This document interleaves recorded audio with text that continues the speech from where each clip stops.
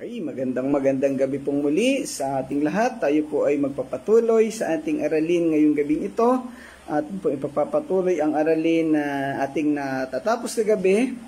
Tayo ngayon ay nasa Isaiah chapter 30 verses 15 to 18. So, hindi natin sigurado kung matatapos natin hanggang verse 18 kasi napakahaba po nito, but we will try to do as much as we can to discuss para po. So, mag-start po tayo sa verse 15. So, bago yan, tayo muna ay sama-samang dumulog sa Panginoon. Salamat, Pastor Claude. Magandang gabi. Tayo po ay manalangin.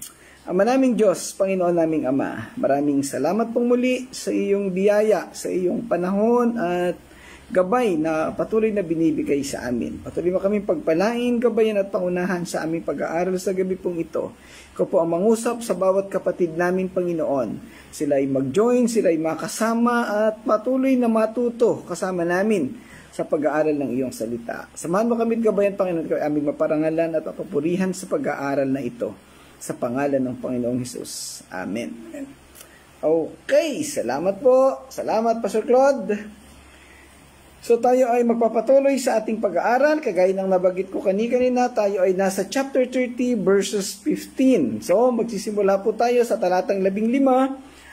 Pero bigyan natin uli ng pansamantalang recap or summary ang ating pag-aaralan kagabi na verses 13 to 14. By the way, ang atin pong mga video recording ay naka-upload na sa YouTube at saka sa Facebook page ng Touching Lives Christian Church. Pwede po ninyong panoorin at balikan ang mga nakalipas na video po natin. Updated na po yan. Biyaya ng Panginoon ay naisingit natin kanina.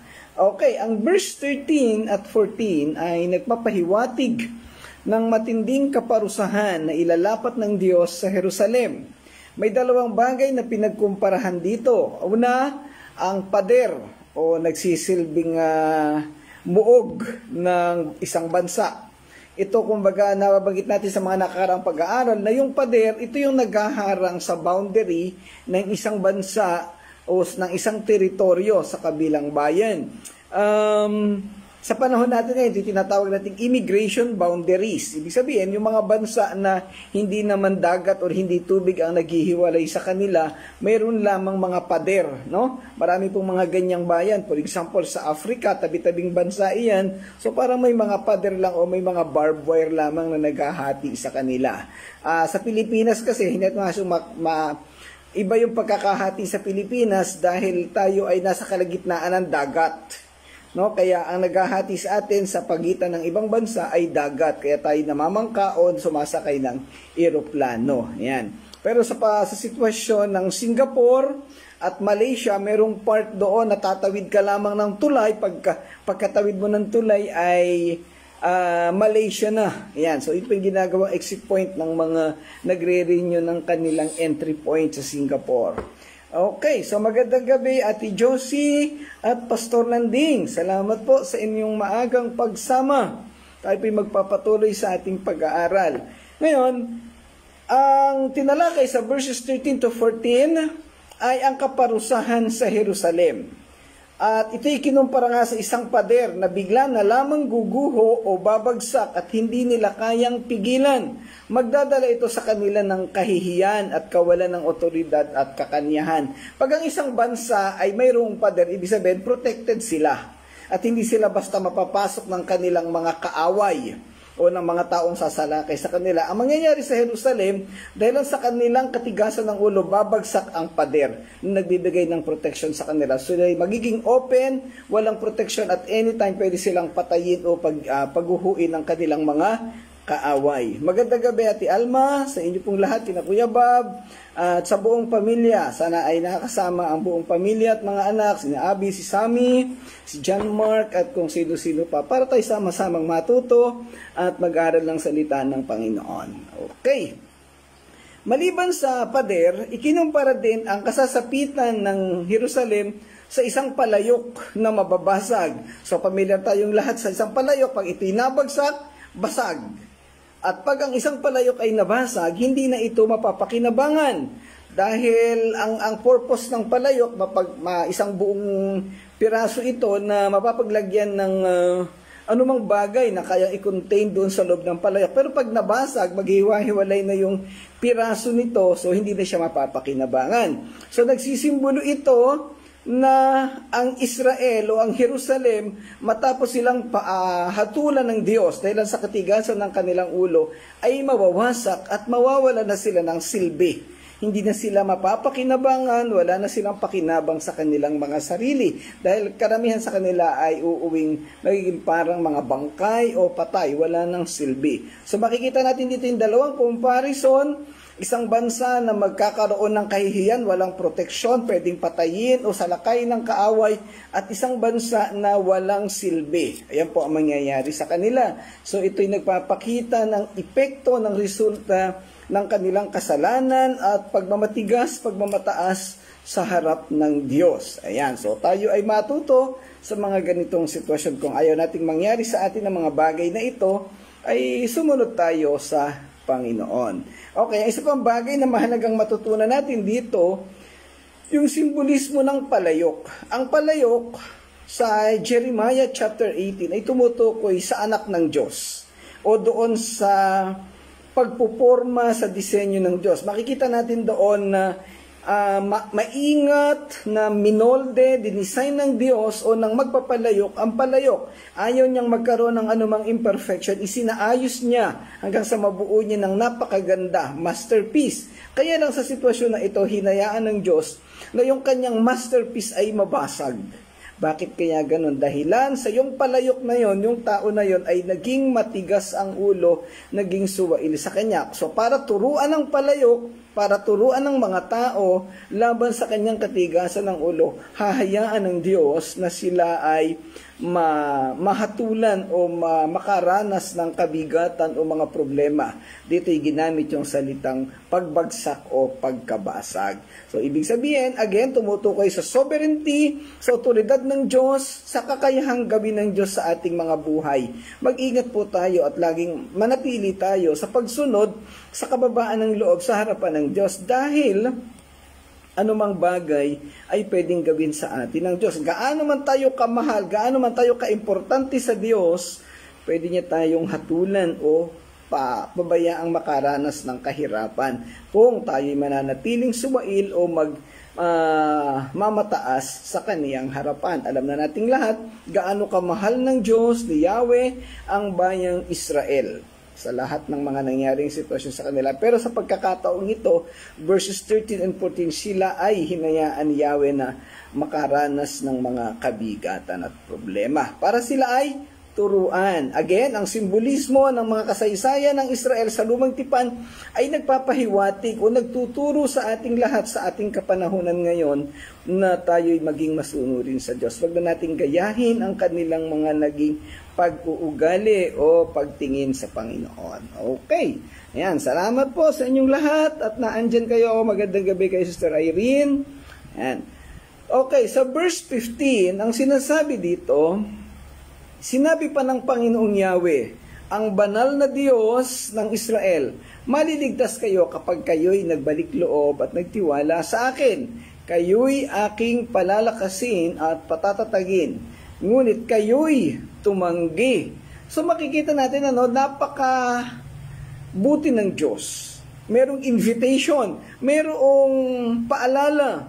Kayo'y maliligtas kung magbabalik loob kayo sa akin, kung magtitiwala. Bakit ginamit ang mga salitang ito? Kasi sila nga'y umalis, iniwanan nila si Yahweh at pumunta sa Ehipto. Wow, magandang gabi, Sister Alice. Salamat, napadaan ka sa ating talakayan. Nasa Singapore pa po itong ang ating kapatid na Alice, no? Yan. Ayan. Sila ay tumalikod sa Diyos at pumunta doon sa Ehipto. Doon nagtiwala. Ang sinasabi dito, kung sila'y manunumbalik sa Diyos at magtitiwala uli sa Kanya at kakalimutan yung Ehipto, sila ay maliligtas. Gagabayan sila pagkakalooban ng Panginoong Diyos ng kaligtasan. Subalit, ang naging tugon ng mga Israelita ay pagtanggi. Sasalin sa King James, for thus saith the Lord God, the Holy One of Israel, in returning and rest shall be yet be saved. In quietness and in confidence shall be your strength, and you would not Yan ang nakakalungkot. Baka meron pa sa atin dito nagmamatigas sa pagsunod sa Panginoon. Wag na po natin gawin. Atin pong putulin na yung pagmamatigas, atin ang putulin na yung katigasan ng ulo. Dahil wala naman tayong magagawa sa huli. Ang Diyos ang makapangyarihan sa lahat. He is sovereign. He has the authority. He has all the power. Kaya wag natin siyang labanan. Tayo sumunod sa Kanya. At ang pagsunod natin sa Kanya sigurado namang magdudulot ng mabubuting bagay sa atin. Okay. Muli po, ang talatang ito'y tumutukoy sa panawagan o pagpapaalala sa mga Israelita na manumbalik sa Diyos upang sila ay maligtas. Pinayuhan sila ng Panginoon sa pamamagitan ni Propeta Isaias na ang tunay na lakas at kaligtasan ay nagmumula sa pamamahinga o pagsama sa Kanya, sa Diyos lamang. Malinaw na panawagan. Ang pagsisisi at pagtitiwala sa Diyos ay maghahatid sa Kanya ng kapayapaan, habang ang kanilang pagmamatigas at pakikipag-ugnayan sa mga dayuhang kapangyarihan ay hahantong sa kapahamakan. Yan, salamat po Pastor Nanding sa iyong mga komento at tamang-tama po yan. Ano po, paalala to sa ating lahat. Ang prinsipyong ito ay laman ng Biblia at akma sa lahat ng panahon. Panahon ng lumang tipan at panahon na ating nararanasan o dinadala sa kasalukuyan. Sa kasalukuyan, karamihan ng mga individual ay madaling makagawa ng mga katulad na pagkakamali at naghahanap ng aliw sa mga pansamantalang solusyon sa halip na ang walang hanggang suporta ng Diyos. Ang babala na ibinigay ni Isaias ay nagpapahiwatig na ang taong piniling umasa sa kanilang sarili, mga pagsisikap, sa huli ay masusumpungan ang kanilang sarili na makakaranas ng paghatol o kabiguan. Magandang gabi, Sister Abilina Bermejo. Ipinapakita nito ang walang kabuluhang pagpili ng kanilang ginawa. Ang problema nating tao, yung ating pagpili sa ating mga desisyon. Kasi ang naririnig natin, may karapatan tayong pumili. It is our choice. At doon sa mga nakaraan nating pag-aaral, lagi kong sinasabi, it is your choice. Ano bang gusto mong mangyari sa buhay mo? Pumili ka ng tama kung gusto mong magkaroon ng tamang sitwasyon sa buhay mo. So, ikaw ang mamimili, ikaw ang magdidesisyon. Pero, yun yung tinatawag nating human responsibility. Minsan, ang tawag ng iba is free will. May free will tayo, meron tayong karapatan na magdesisyon. Pero tatandaan natin na ang ating pagdidesisyon ay lagi dapat nakaangkla doon sa pagsunod sa Diyos. Doon pa rin tayo babalik sa responsibility natin sa Diyos. Yung sovereignty ng Diyos, ang ating human responsibility, dapat nakadugtong pa rin sa authority or sovereignty of God. Otherwise, ay idudulot ito sa atin ng kapahamakan o pagkasira o pagbagsak. Kagaya ng nangyari sa Israel o doon sa mga tao sa Jerusalem. Ang babala na ibinigay ni Isaias ay nagpapahiwatig na ang mga taong piniling umasa sa kanilang sariling mga pagsisikap, sa huli masusumpungan ang kanilang sariling pagbagsak. Hahatulan sila ng Diyos. Ipinapakita nito na walang kabuluhan ng anumang pagpili na kanilang gagawin o ating gagawin na nakatuon sa ating personal na desisyon, na hindi natin kinukonsulta ang Diyos. Ang talata ay nakapaloob sa malalim na katotohanan na ang ating mga hamon ay madalas na pumipilit sa atin na pumili sa pagitan ng makalupang katiyakan at banal na pagtitiwala. Minsan, sa hirap ng buhay, sa bigat ng mga sitwasyon nating nararanasan, nagiging mainipin tayo, nag-aapura tayo sa ating mga desisyon at malimit ay nakakalimutan natin ang pagkukonsidera sa Panginoong Diyos. So, ingat po tayo. Again, paalala ito sa atin para tayo hindi magkamali. Dahil ang mga Israelita nung unang panahon ay nagkamali. Well, nabanggitin natin nung una, panahon ng Israel, meron silang hari, may propeta, pero wala silang nababasang gabay. Wala silang daily devotion, perhaps nung panahon na yun. Ngayon, meron po tayong Biblia na pwedeng basahin at meron tayong daily devotion. Kaya lagi natin itong ipinapaalala. Magandang gabi, kapatid Romel Swing. Okay, salamat po sa inyong pagsama sa ating pagtalakay. So meron tayong reference, ang dami nating nasaksihang halimbawa ng Israel, ang dami ng taong naikwento na naranasan ang kabigatan dahil sa pagsubay sa Diyos. Meron tayong Bible at meron tayong regular na pag-aaral na ay hindi na tayo bumagsak sa pagkakaroon ng maling desisyon sa ating mga buhay. Nagtutulak ang talatang ito na tayo laging gumawa ng personal na pagmumuni-muni or personal reflection. Ay assess natin lagi ang ating sarili, ang ating desisyon, ang ating ginagawa, ang ating pag-iisip. Po?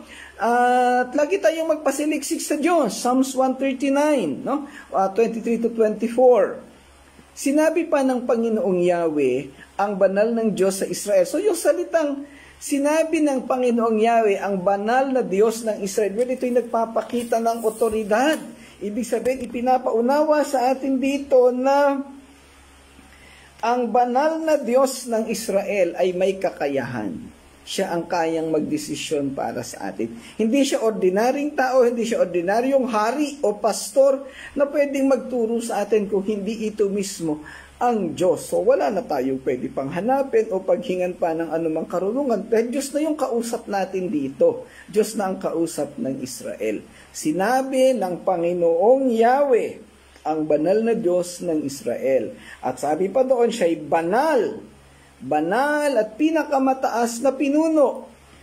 Well, alam na nating lahat, ang pamagat na banal ng Israel ay madalas na ginagamit sa aklat ng Isaiah at ito'y nagbibigay diin sa pakikipagtipan ng Diyos sa Israel. Binibigyan diin nito ang kanyang kadalisayan at ang inaasahan ng kabanalan mula sa kaniyang mga tao.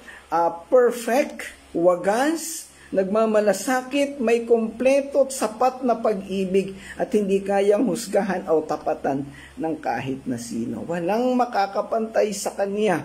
Kaya wala tayong ibang dapat gawin kung hindi sumunod at sumangguni sa Kanya. Mayroon siyang banal na otoridad at ito ay nagtatakda ng yugto para sa mga susunod na pangyayari sa buhay natin. Alam niya ang nakaraan, ang kasalukuyan at ang mga susunod na bahagi ng ating buhay. And then, may binabanggit dito, sa pamamagitan ng pagsisisi at pagpapahinga ay maliligtas ka. Maliligtas kayo kapag kayo'y nagbalik loob. Ito ay very common na sitwasyon at payo sa ating lahat. Sa ating kasalukuyang panahon, ito yung tinatawag nating pagiging born again. Pag ikaw ay nagsisi at nakipag-ugnayan ka, nakipagkaroon ka ng relasyon sa Panginoong Hesus, magkakaroon ka ng buhay na walang hanggan. Yan ang pagiging born again. Ano po? Sa panahon noon ay ganun din ang nangyayari kung mananambalik sila sa Panginoong Diyos. Again, ang nais nating idiin dito, yung kagaya ng tinuturo doon sa mga nakalipas na talata, ang pagiging born again, ang pananampalataya ay nagmumula sa puso, hindi sa nguso. Totoong pananampalataya, totoong bibigay ng buhay at pagpapasakop sa Panginoong Diyos, totoong pagsisisi sa kasalanan, hindi yung sumunod lamang sa sinabi ng pastor o nakiayon lamang sa takbo ng mundo. Yan. So, tatandaan natin, sa huli ay malalaman ng Diyos kung anong laman ng puso natin. At hindi tayo makakalusot dahil alam ng Diyos ang lahat. Kayang saliksikin ng Panginoon ang buong buhay at buong pagkatao natin. So we have to be truthful. Doon sa Facebook, meron ako doon ipinost na picture hanapin nyo yung kahalagahan ng pagiging totoo. Ayan. Okay. Ang nauugnay, ang konsepto ito ay binabanggit sa Bagong Tipan kung saan ang kaligtasan ay nauugnay sa pananampalataya at pagtitiwala kay Kristo. Doon sabi sa Mateo 11:28-30, kung kayo'y napapagod, lumapit kayo sa akin at kayo'y aking pagpapahingahin. So ito po'y salvation ang tinutukoy dito. Bagamat ang konteksto, literal na napapagod ang mga Israelita, ang mga Hudyo, dahilan sa mga tinuturo ng mga Pariseyo, yun ang konteksto ng Matthew 11, Pero again, ang tinutukoy ng Panginoong Hesus sa invitation na ito ay buhay na walang hanggan para matapos ang kanilang kahirapan. Ang talatang ito ay isang malinaw na pamamaraan ng nakadirekta sa Panginoong Diyos at nagmula at ipinapahayag sa pamamagitan ni propeta Isaiah na dapat na gawin ng lahat ng tao upang mapatawad ang mga pagkakasala at magkamit ng kaligtasang espiritual. Alam na nating lahat ito, no? Sabi doon sa unang Juan chapter 1 verses 8 to 10.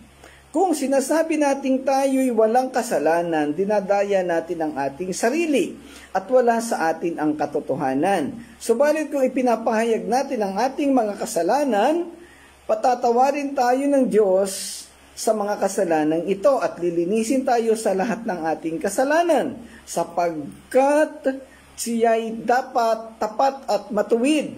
Kung sinasabi nating hindi tayo nagkasala, ginagawa nating sinungaling ang Diyos at wala sa atin ang kaniyang salita. Magandang gabi po, Ma'am Rodette Apolonio. Salamat po at napadaan kayo sa aming talakayan. So, again, ang sinasabi dito, yung ating pagsisisi sa kasalanan ay, again, dapat bukal sa puso. Dapat ipinapahayag, hindi lamang ng bibig o ng nguso, kung hindi ng ating puso. At ang sabi pa sa King James, ang iyong lakas ay nasa tahimik na pagtitiwala. Ang sabi naman sa magandang balita, kayo'y aking palalakasin at patatatagin. Yan, ang tinutukoy dito ang palalakasin at patatatagin ang ating espiritualidad. Yan, ang ating spirituality. Pag tayo muling nakipag-ugnayan sa Diyos, pag tayo kumilala at sumunod sa Kanya, lalakas tayo, ang ating spiritualidad ay lalakas at hindi tayo magagapi ng anuman. So, yung tinatawag nating pagkagapi sa kasalanan at pagkagapi sa kamatayan. Hindi na natin ito mararanasan dahil tayong lahat ay magkakaroon ng buhay na walang hanggan. Kalimitan ng isang tao na pag nakaranas ng problema at kabigatan ay nagmamadali sa isang gawain o iniisip na solusyon. Agad-agad gusto masolusyonan ng problema. Kaya may pagkakataon na hindi napapag-isipang maigi ang mga hakbang o desisyon na ginagawa. Sa huli, nagdudulot ng kabiguan. Dahilan sa pagmamadali, nakakalimutang konsultahin ang karunungan buhat sa Diyos. Kaya sabi sa awit 46 verse 10, tumahimik ka at kilalanin mo na ako ang Diyos. Psalms 46:10, tumahimik ka at kilalanin mo na ako ang Diyos. Ang lakas ng mga mananampalataya ay madalas na nilalarawan bilang nagmumula sa isang mahinahong katiyakan sa soberanya at katapatan ng Diyos. Sa halip na mula sa panlabas ng mga pangyayari o personal na kakayahan, wala tayong magagawa. Kaya nga paalala ni Apostol Pablo sa mga taga-Pilipos, huwag kayong mabalisa tungkol sa anumang bagay. Sa halip, hingin ninyo sa Diyos ang lahat ng inyong kailangan sa pamamagitan ng pananalangin may pasasalamat at ang kapayapaan ng Diyos na hindi kayang maunawaan ng tao ang siyang mag-iingat sa inyong puso at pag-iisip dahil sa inyong pakikipag-isa kay Kristo. Ayan. So, paikot-ikutin man natin, wala tayong ibang pupuntahan at babalikan kung hindi ang relasyon sa Panginoong Diyos, sa Panginoong Hesus. Diyan tayo nagsimula, diyan tayo nabubuhay, at diyan tayo matatapos. Kaya, atin pong establish sa pamamagitan ng biyaya ng Panginoong Diyos, kagandahang loob sa Efeso chapter 2 verse 8. Dahil sa kagandahan ng loob ng Diyos, sa pamamagitan ng kagandahang loob ng Diyos, tayo'y naligtas dahil sa pananampalataya. Hindi ito galing sa ating sariling kakayahan. So, wala pong ibang makakatulong sa atin kung hindi ang Panginoong Diyos. Paulit-ulit nating idinidin ng bagay na to dahil gusto nating iwasan natin yung naging pagkakamali ng mga Israelita na sila'y nawalan tiwala sa Diyos. Sa halip nagtiwala sa mga Egyptians na alam naman natin na hindi naman sila kayang iligtas. Yan. Ang nakakalungkot, yung tugon ng mga Israelita. Sabi dun sa huling bahagi, ngunit kayo'y tumanggi hindi sila pumayag. Well, itinatampok ng pariralang ito ang katigasan ng ulo at paghihimagsik ng mga tao. Isang paulit-ulit na issue na sa kasaysayan ng Israel, sa kabila ng malinaw na alok ng Diyos at kaligtasan at lakas, pinili ng mga tao ang kanilang sariling landas na sa kasaysayan ay humantong sa paghatol at pagkatapon.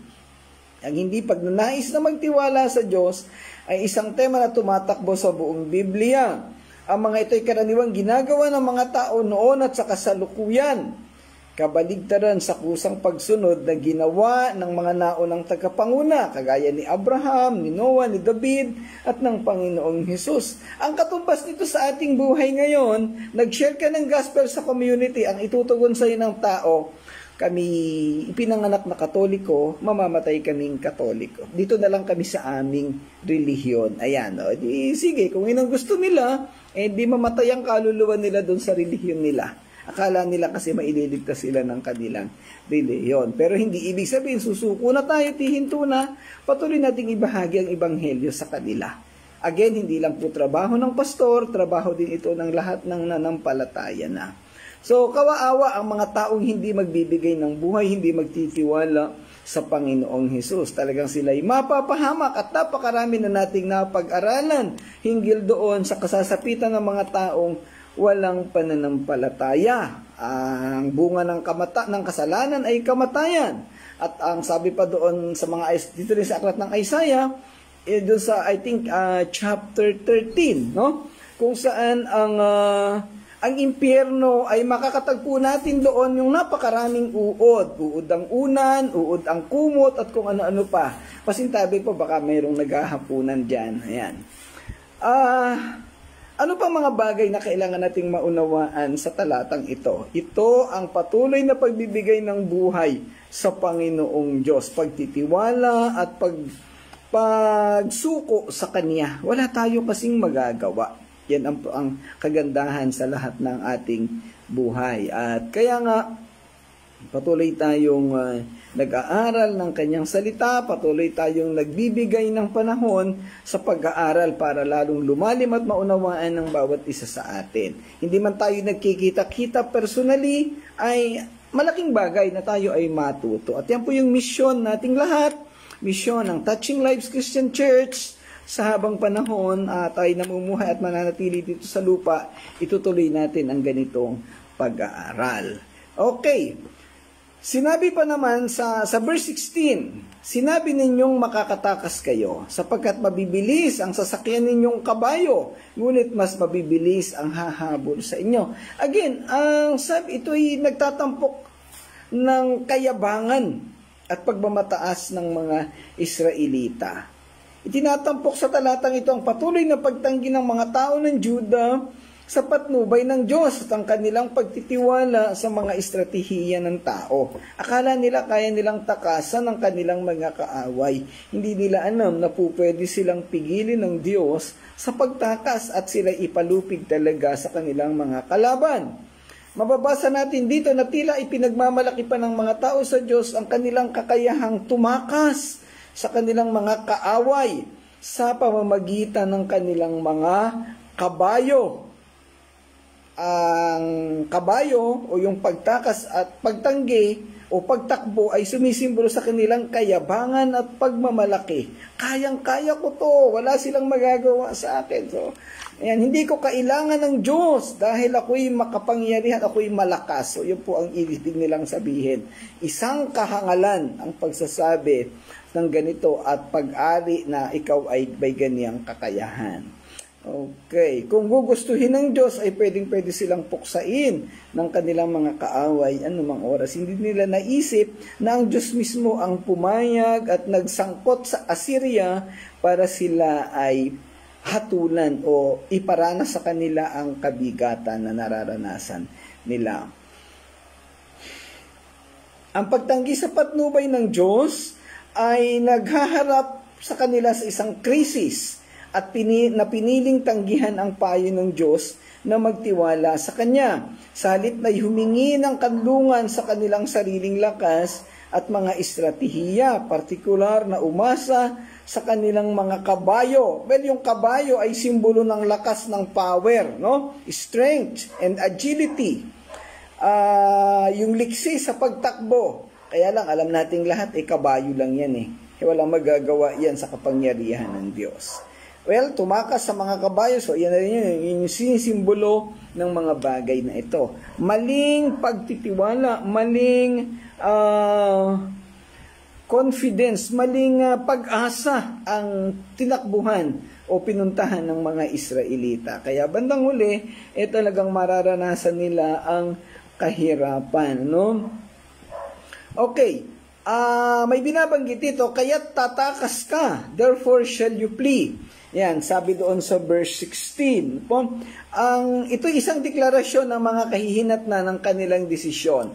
Ang diin ay ang hindi maiiwasang pagtakas, hindi bilang isang proteksyon sa kanila, sa halip bilang resulta ng kanilang pagsumayong. Akala ng mga Israelita na sila'y tatakas para makaiwas sa kanilang kaaway at magbigay ng proteksyon sa kanila, hindi nila naiisip na ito'y pagtakas para sa kanilang kamatayan, para sa kanilang patuloy na pagbagsak. Ang paggamit ng salitang sa makatuwid ay direktang nag-uugnay sa resulta ng kanilang pagpili, na nagbibigay diin sa prinsipyo ng pagkahasik at pag-aani na matatagpuan sa buong Biblia. Sinasalamin nito ang mas malawak na tema ng Biblia na ang pag-asa sa lakas ng tao ay humahantong sa kabiguan. Binabanggit sa Jeremias chapter 17 verse 5 to 6. Sabi dito, susumpain ko ang sinumang tumatalikod sa akin at nagtitiwala sa kanyang kapwa-tao, sa lakas ng mga taong may hangganan ng buhay. Ang katulad niya ay halamang tumubo sa disyerto, sa lupang tuyo at maalat, na walang ibang tumutubo, walang mabuting mangyayari sa kanya. Futilities. You will be useless pagka ikay humiwalay sa Panginoong Diyos. So, ayan. So, hindi natin napaulit-ulitin kasi napaka-detalyado ng pagkatalakay. Pero, simple lang po ang naisipahiwatig dito. Magtiwala tayo sa Diyos, sa Kanya tayo humingi ng kalakasan, sa Kanya tayo makipag-ugnay at humingi ng kaunawaan, ng karunungan para sa ating mga plano at gagawin. At siguradong tayo ay magtatagumpay. Huwag nating tularan ang mga Israelita na gumawa ng sariling diskarte, ng sariling estratehiya, kaya bandang huli sila ay nabigo at sila ay hindi nakaranas ng mga katagumpayan. Hindi nila naranasan yung inaakala nilang tagumpay na makukuha nila sa pamamagitan ng kanilang personal na kalakasan. Sa pagtatapos ng talatang ito ay nagsisilbing matinding paalala ng kahalagahan ng pagtitiwala sa Diyos at sa paghahanap ng kapahingahan sa lakas at lakas sa Kanya sa halip na magtiwala sa mga kakayahan ng tao at mga mapagkukunan ng pag-asa sa mundo. Nag-aalok din ito ng mensahe ng pag-asa at awa na nagpapaalala sa atin ng hindi nagbabagong katangian ng Diyos at ang Kaniyang pagpayag na magbigay ng biyaya sa mga bumabaling sa Kaniya. So makikita natin kung anong resulta ng pagsunod at resulta ng pagtalikod. Again, it is your choice. Okay, so punta po tayo sa susunod na talata, verse 17. Sa banta ng isa, 1,000'y tatakas. Sa banta ng 5 tatakas ang lahat. Matutulad kayo sa tagdan ng bandila na doon naiwan sa tuktok ng burol. Sabi sa King James, 1,000 shall flee at the rebuke of 1, and the rebuke of 5 shall you flee, till you be left as a beacon upon the top of a mountain and as an ensign on the hill. Ang talatang ito naman ay nagpapahayag ng lubos na pagkatalo ng Israel at ang kanilang pag-asa sa kapangyarihan ng tao higit sa kaysa sa Diyos. Nagbabala ang propeta tungkol sa hindi maiiwasang mga kahihinatnan ng paglalagay ng kanilang pag-asa sa lakas militar ng Ehipto kaysa sa katapatan ng Diyos. Magandang gabi, Brother Edgar. Salamat na padaan ka. Ang talata ay nagsisimula sa nagbabantang pahayag. Ang 1,000 ay tatakas sa pagsaway ng isa. Sa saway ng 5 ay tatakas kayo o silang lahat. Ito ay isang malinaw na paglalarawan ng labis na takot at kaguluhan na magriresulta mula sa kanilang pagsuway. Ang pagsaway ng isang kalaban ay magpapadala ng 1,000 Israelita na tumakas, at ang pagsaway ng 5 lamang ay magriresulta sa buong bansa na madadaig ng takot at tumatakas para sa kanilang buhay. Ibig sabihin, ito ay nagpapakita ng malawakang pagkatakot o pag-aalala ng mga Israelita. Yung kanilang buong bansang paglayo sa Diyos, yung pangkalahatang paglayo sa Diyos, magdadala ito ng pangkalahatang kahirapan, pagkatakot, at pagkaparusa sa kanila, yung paghatol na gagawin sa kanila ng Diyos. Walang makakaligtas at walang makakaranas ng kaginhawahan dahil ipaparanas sa kanila ng Diyos ang lahat ng epekto ng kanilang katigasan ng ulo. Binibigyang diin ang pariralang ito ang takot at gulat na sasakop sa mga tao na nagiging dahilan upang tumakas sila kahit sa nahaharap sa kaunting banta.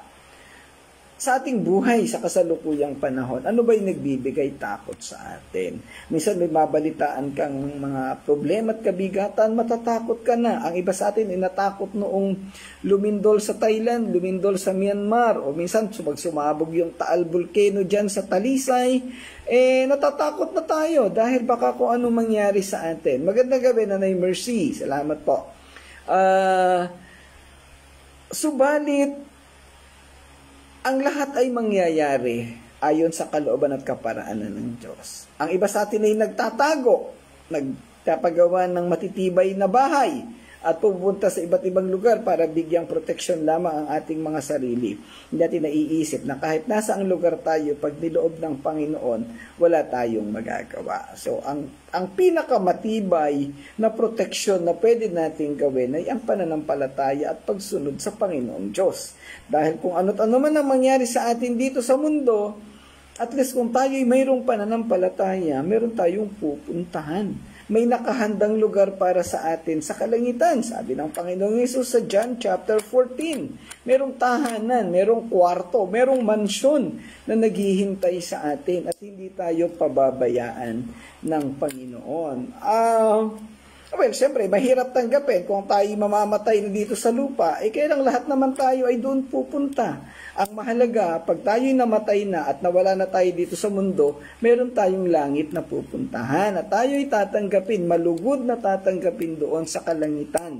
Mahirap yung namatay ka na dito sa lupa tapos mamamatay ka pa sa impyerno, nakakalungkot po yung ganong sitwasyon. So, again, paalala sa ating lahat.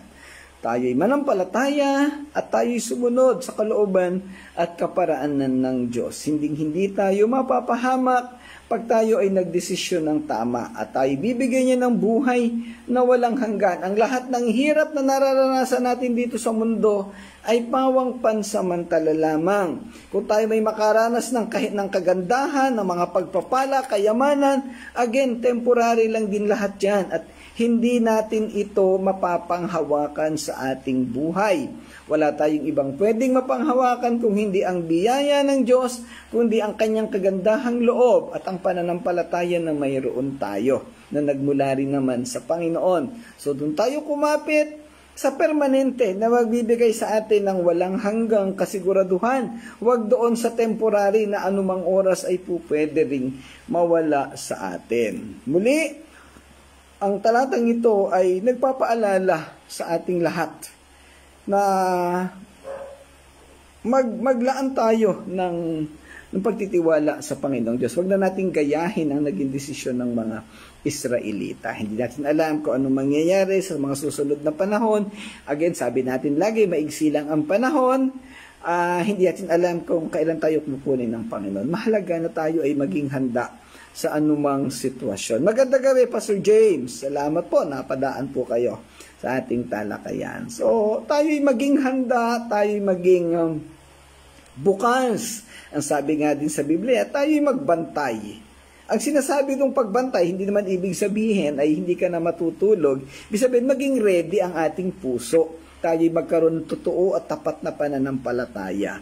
So again, every time na madidiscuss natin yung usapin ng pananampalataya at kasiguraduhan ng kaligtasan, lagi nating i-assess ang ating mga puso. Totoo ba na may pananampalataya tayo? Baka ang pinanghahawakan pa nating pananampalataya ay iyong nagmula sa sarili nating kakayahan. Ulitin ko po, dati may binigay akong assignment ay hindi pala natin nasagot. Paano ka ba naligtas? Paano ka nakakasigurado ng kaligtasan? Ang sagot po doon, dahilan sa pananampalataya. Pero, hindi po natin tinitingnan lang yung eksaktong pananampalataya. Kasi ang sabi ng iba, dahil ako'y nanampalataya, dahil ako'y sumunod sa Panginoong Hesus, dahil ibinigay ko ang buhay ko sa Kanya. Pansinin natin ang mga salita doon. Merong ako. Laging ako. Mali po yun. Dahil ang ating pananampalataya ay hindi dahil sa ako, hindi dahil sa akin, hindi dahil sa ating personal na ginawa. Kung hindi po ito'y nagmula sa natapos na gawain ng Panginoong Diyos sa krus. Sabi sa Efeso chapter 2 verses 8, ito'y dahil sa kagandahang loob ng Diyos. At ang kagandahang loob ng Diyos na yan, yung natapos na gawain niya sa krus, yung kamatayan niya sa krus, yung pagtigis ng kanyang dugo, yan ang nagligtas sa atin. Magandang gabi, Sir Noemi. Salamat sa iyong pagsama. Ang natapos na gawain ng Panginoong Hesus sa krus ang nagligtas sa atin. Yan ang nagbigay sa atin ng pananampalataya sa pamamagitan ng muling pagkabuhay natin. Well, medyo malalim na theological system yan, process of salvation, ordo salutis, no? Pwede natin yung talakayin ng mas detalyados pagka tayo nagkaroon ng pag-aaral sa theology, pero pwede po ninyong basahin ang mga binabanggit sa Efeso chapter 2 verses 1 to 7. Ang problema natin kasi sa mga nagtuturo ng gospel, ng ebanghelyo, nagpapatanggap ng kaligtasan, ang ikinokot lang na verse sa Ephesians chapter 2 verses 8 and 9. Kinakalimutan po yung konteksto. Nandun po sa Efeso chapter 2 verses 1 to 7. Ayan, bakit po may binabanggit na kagandahang loob, bakit may binabanggit doon na pananampalataya. Doon po sa verses 1 to 7 natin makikita ang buong paliwanag. So kung meron po kayong mga katanungan hinggil sa bagay na yan, pwede nyo po kaming tanungin. Nandiyan si Pastor James at si Pastor Nanding. Opo, yan po ay mga haligi ng pananampalataya at pagtuturo ng ebanghelyo. Kaya pwede po natin silang konsultahin sa mga bagay po na ito. Ayan, so hanggang doon lang po ang talakayan natin ngayong gabi. Maraming salamat pong muli sa inyong pagsama. Nawa ay natuto tayo at may pamuhay natin ang mga bagay na ito. At makasigurado tayo na hindi tayo magagaya sa mga Israelita pagdating ng panahon na tayo ay kinuha na ng Panginoon dito sa lupa. Tayo po ay magsilbing, ang pag-aaral po na ito natin ay magsilbing paalala sa bawat isa para tayo magbigay ng buong pananampalataya, ng buong buhay sa Panginoong Diyos at nang tayo makasigurado sa ating buhay na walang hanggan. Salamat po sa inyong lahat. Tayo po ay magwakas sa panalangin. Ama naming Diyos na dakila sa lahat, salamat po sa buhay na ito na ibinigay mo sa amin. Salamat sa gabing ito ng pag-aaral. Nawa, Panginoon, ang bawat isa sa amin ay matuto at maipamuhay namin ang mga aralin na ito. At sa dulo nito ay makaranas kami ng buhay na walang hanggan. Maging totoo ang pananampalataya ng bawat isa sa iyo at ikaw, Panginoon, ay patuloy naming maparangalan at paglingkuran. Gawin mo rin po kaming instrumento sa paghahayag ng ebanghelyo mo ng kaligtasan sa ibang tao. Salamat po, dakilang Diyos, pagpalain po ang lahat ng nakasama namin sa pag-aaral sa gabing ito. Amin pong patuloy na tinatagubilin sa iyo ang lahat ng ito, Ama, sa pangalan ng Panginoong Hesus. Amen. Amen.